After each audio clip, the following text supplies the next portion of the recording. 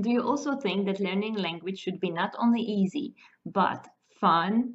If yes, then listen to me carefully because I'm going to share with you my 7 favorite language games, which I use during the speaking practice with my students and which I use in my personal life when I learn Arabic.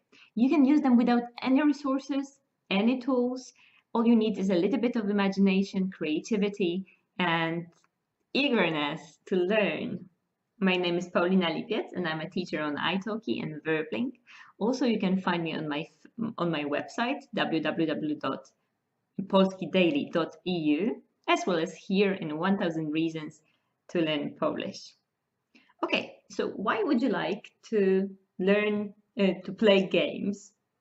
Maybe because you're really tired and you don't want to talk about another hard topic. You don't want to talk about refugees. You don't want to talk about going vegan. You just want to have some relaxing things to do, but in your target language. Or maybe because you already talked with your language partner about everything and you're a bit like lacking a topic. Or if your language partner is your life partner, like in my life, then maybe you already know all the daily phrases like nakarm kota, chcesz herbatę, wynieś śmieci, and you just want to relax as well. So it's a very nice way to practice a language without thinking that you're actually learning, that you're studying. You don't need anything, just a little bit of creativity. So first game that I really like is 2 truths, 1 lie. You probably know it from your childhood, maybe from some camp. One player is saying 3 sentences, and one of them is a lie, and the second person has to guess which one is a lie. So this is just that simple, but still, you play, you break the ice.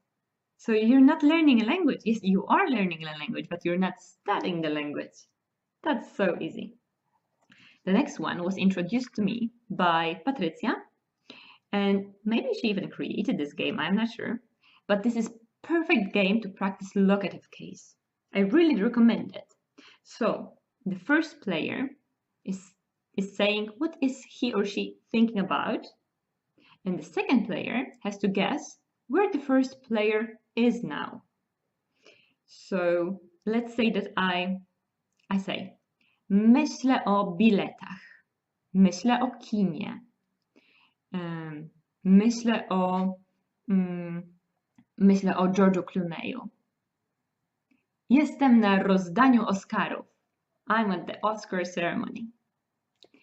And that's simple. You practice all the locative endings. Look how much fun you can have with locative, and it's such a terrible case, no one likes it. Okay, the next one. The next one is Kim jestem? This is just Guess Who. Do you know Guess Who? I love this game. I played so many hours and I never get bored. So the rules are like this. It can be more players, but you can play it when you are just 2 of you. You think about some character or a famous person, celebrity, and you give this name to the second player, of course not revealing it.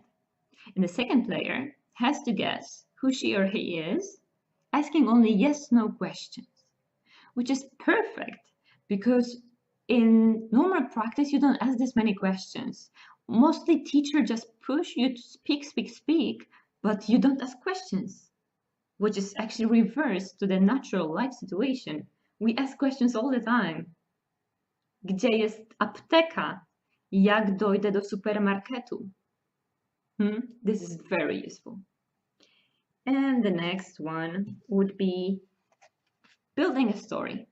I enjoy this game so much because I think that I'm creative and I like telling stories. I like reading stories, listening to stories. Stories are like very important in my life.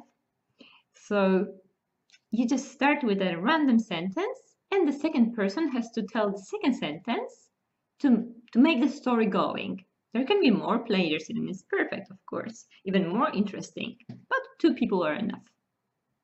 So what you have to, like, for example, we can give a sentence.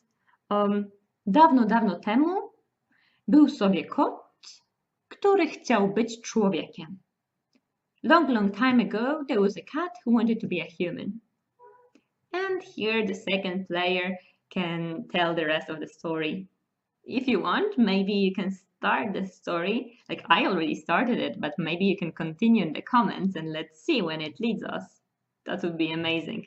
Actually, I love this game. I'll take part in it with so much pleasure.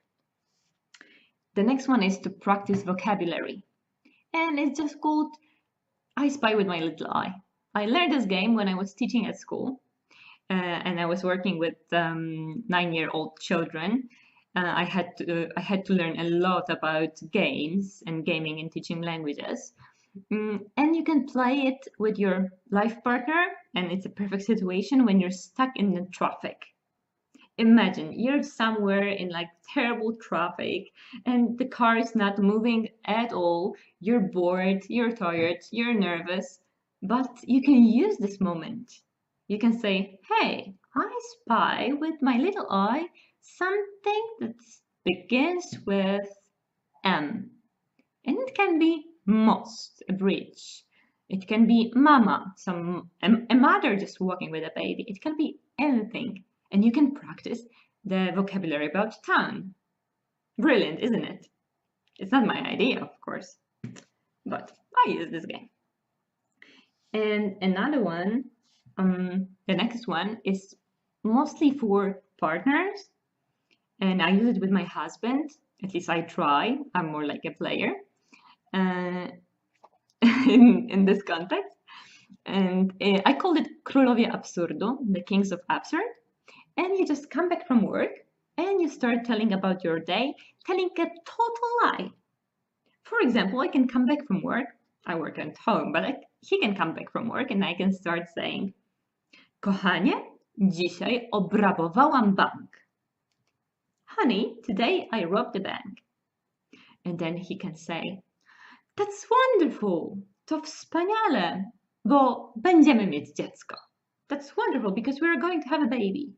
It can be a total absurd, but you can put yourself in a role. You can be someone completely different, so you can use completely different vocabulary.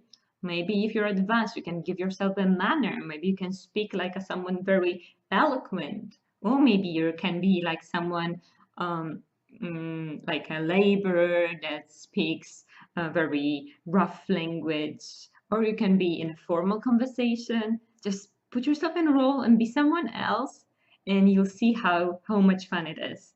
It's really cool. And another version of this game is first date, when you're with your partner and you pretend that this is your first date ever. So you're shy, you want to make good impression, so your language also changes. And this just gives you another option to use some phrases that maybe you're not going to have so many opportunities to use, but it would be nice to rehearse them. Just in case, maybe one day you have to go for a first date again. Okay, time for the last game, which is actually my favorite, and this is quite a new game for me. I was introduced to it, game in Polish is female, during New Year's Eve. I went to Siwa Oasis in Egypt with a bunch of friends, and we were sitting around the bonfire and telling stories. And later someone started a game called The System. And I love it so much because it's an amazing game to practice grammar, or actually even to teach grammar. I use it to teach. So the first player is thinking about some grammar system.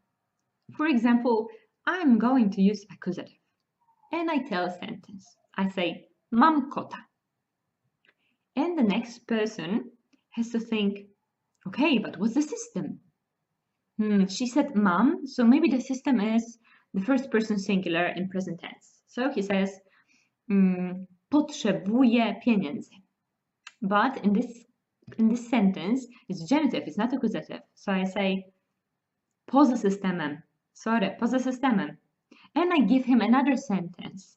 Kupuję kurczaka. Okay, so now the second player already knows two sentences, and both of them are accusative, masculine, personal.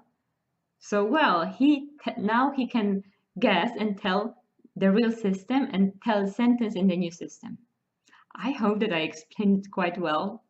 If not, you can ask questions and I will try to write it down. I was never good in understanding and explaining rules of games, but I hope you got it. But this is a really good game to practice grammar, to drill the endings of cases, or anything you want. Even the word order can be the system.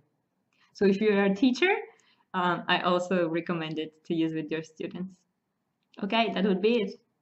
And today's video was pre-recorded because of some Facebook problems.